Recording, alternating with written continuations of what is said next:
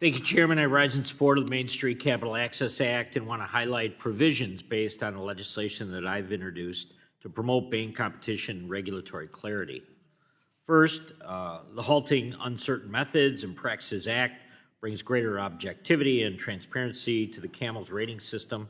CAMELS rating drive critical supervisory outcomes for merger approvals to deposit insurance assessments. Yet today, those ratings can rely heavily on subjective examiner judgment.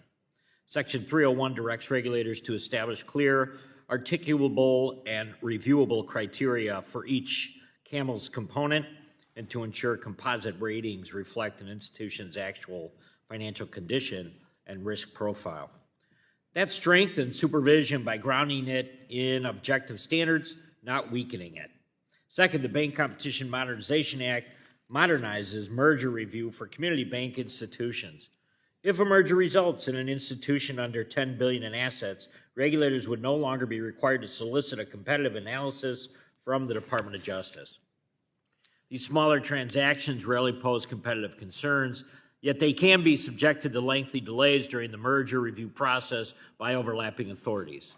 Safety and soundness, BSA/AML compliance, or Community Reinvestment Act reviews remain fully intact.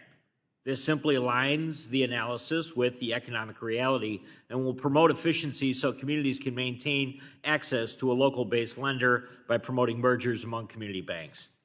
Finally, the Merger Agreement Approvals Clarity and Predictability Act, Section 602 of the bill, promotes transparency and accountability in merger approvals.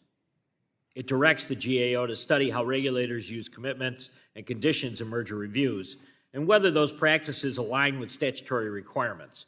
Congress should understand whether extra statutory considerations are creeping into what should be a disciplined, predictable review process.